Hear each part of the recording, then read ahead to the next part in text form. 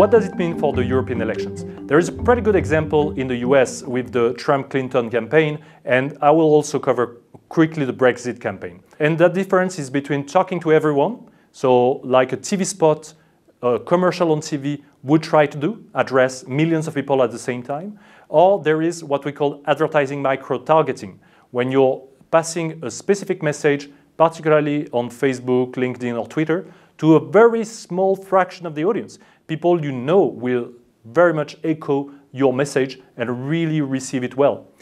What happens is that the Clinton campaign massively invested in TV commercials. So they put TV commercials in front of millions of people. And in order to do that, you don't have a lot of leeway to produce a lot of commercials. You need to restrict the number of passage of your commercial. And the problem with that is that you tend to say the same thing to people who are very, very different. Let's have a look 30 seconds to that particular commercial.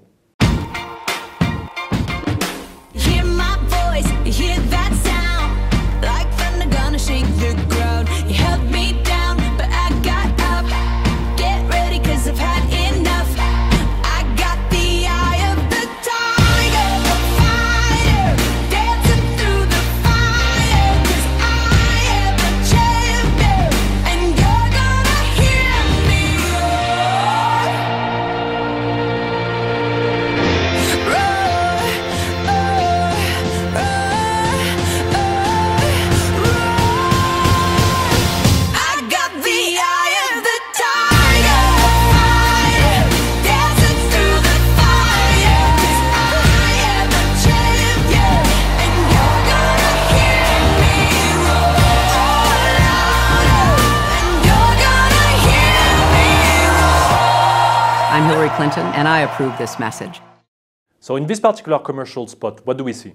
That there are at least 30 different types of people. And they are all mixed together in this idea that America talks to everyone in the same way, you have the same chances. The problem with that is that if you have a frustration because you're a little bit poorer, or because you are richer and you actually pay too much taxes, what do you think about one spot that addresses everyone? You're thinking, okay, Clinton is trying to tell me and other people one single message because it's easier for her to mix everything at the same time. What Trump did is spend $100 million of Facebook advertising, which means targeting, micro-targeting people only on the things they like. If you like weapons, you would have advertising talking about Trump and his appreciation of weapons. If you are someone who's in an underprivileged city, banlieue, what will happen, you would have a specific type of message telling you how successful you can be if Trump actually goes onto the presidency and how hard it will work to give you the same chances than he had as a businessman. Whether it's true or not, at least this resonates with your actual situation. You have to understand that $100 million of micro-targeting advertising is a massive, massive budget.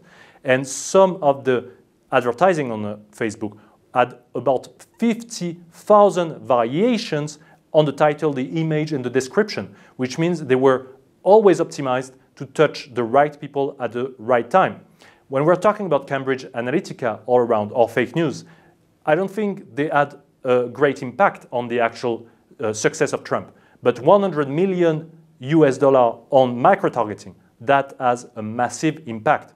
Brexit brought the exact same logic. In this case, I took generic advertising during Brexit, vote leave, targeting only nurses working in the NHS hospitals. So obviously, in this particular case, that resonates a lot more with them than for anyone in the general public. So we're trying to get their vote and only their vote. This video is part of a series on communication in the public sector.